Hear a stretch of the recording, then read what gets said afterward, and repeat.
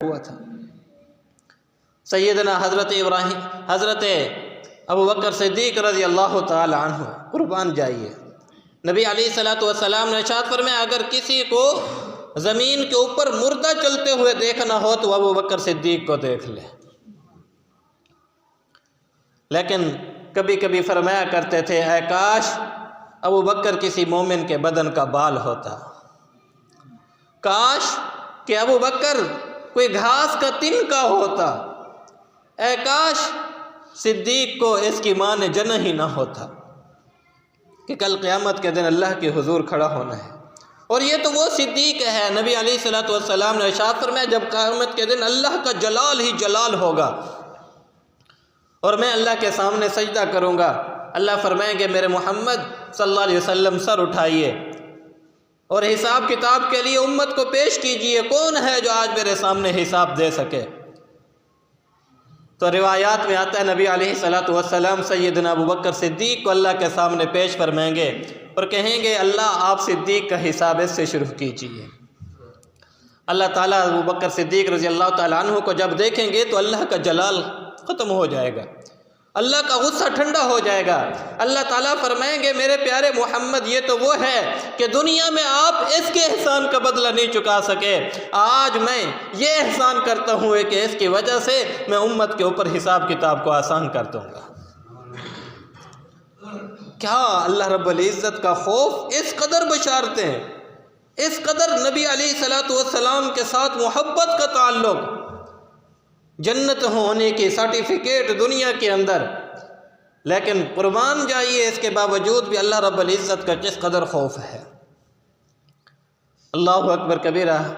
حضرت عائشہ صدیقہ رضی اللہ تعالیٰ عنہ فرماتی ہیں کہ ایک مرتبہ پیارے نبی صلی اللہ علیہ وسلم کا مبارک سر میری ران کے اوپر تھا اور آپ آسمانوں کی طرف دیکھ رہے تھے۔ آپ صلی اللہ علیہ وسلم نے فرمایا کہ میرے صحابیوں میں ایک صحابی ایسے بھی ہیں کہ جن کی نیکیاں آسمان کے ستاروں سے بھی زیادہ ہیں۔ اب عائشہ صدیقہ رضی اللہ تعالی عنہ فرماتی ہیں میں نے پوچھ لیا، میرے دل میں خیال آ رہا تھا شاید میرے ابا جی ہوں گے، تو میں نے پوچھا اللہ کے نبی صلی اللہ علیہ وسلم یہ کون ہے؟ فرمایا کہ عمر وہ میرے صحابی ہیں جن کی نیکیاں آسمان کے ستاروں سے بھی زیادہ ہیں۔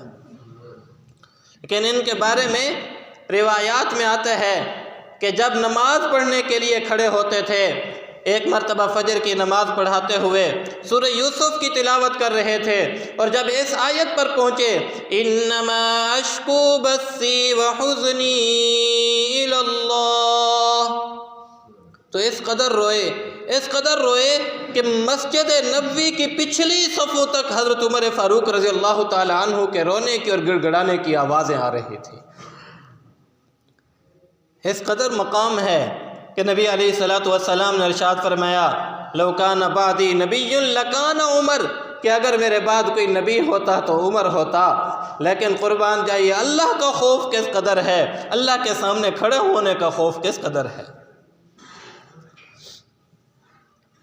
اللہ اکبر۔ حضرت حسن بصری رحمۃ اللہ علیہ جلیل القدر تابعین میں سے ہیں اور انہوں نے یعنی 70 بدری صحابہ کی زیارت کی ہوئی ہے، 70 بدری صحابہ کی، اور بہت رویا کرتے تھے۔ ان کے بارے میں آتا ہے کہ 40 سال تک ان کو کسی نے مسکراتے ہوئے نہیں دیکھا، 40 سال تک ان کو کسی نے مسکراتے ہوئے نہیں دیکھا، اور ان کی حالت اور کیفیت یہ ہوتی تھی یوں لگتا تھا کہ یہ وہ قیدی ہیں جن کو ابھی پھانسی دی جانے لگی ہو، یعنی جس قیدی کو یہ معلوم ہو کہ ابھی مجھے پھانسی ہو جائے گی وہ کس قدر غم زدہ اور فکر مند ہوتا ہے اپنے بارے میں، تو یہ اسی قدر فکر مند رہتے تھے۔ کسی نے حضرت حسن بصری رحمۃ اللہ علیہ سے پوچھا کہ آپ ہنستے نہیں، مسکراتے نہیں، یوں لگتا ہے جیسے آپ بس ابھی ختم ہونے والے ہیں۔ فرمایا کہ میں کیسے ہنس سکتا ہوں، کیسے مسکرا سکتا ہوں، مجھے نہیں معلوم کہ میرا کون سا عمل اللہ کو پسند ہے اور کون سا عمل اللہ کو پسند نہیں ہے۔ حضرت طاؤوس رحمۃ اللہ علیہ یہ بھی جلیل القدر تابعین میں سے ہیں، انہوں نے بھی صحابہ کرام رضوان اللہ علیہم اجمعین کا زمانہ پایا۔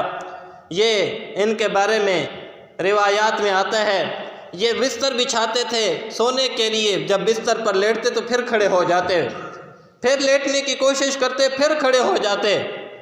اللہ اکبر کبیرہ۔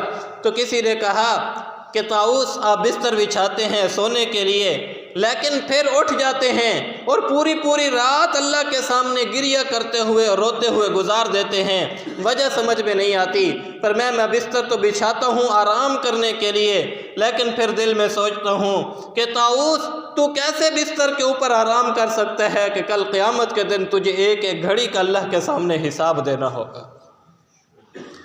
تجھے ایک ایک گھڑی کا اللہ کے سامنے حساب دینا ہوگا، تو کس طرح آرام کر سکتا ہے؟ تو اس لیے اپنے دلوں کے اندر اللہ رب العزت کا خوف بٹھائیے۔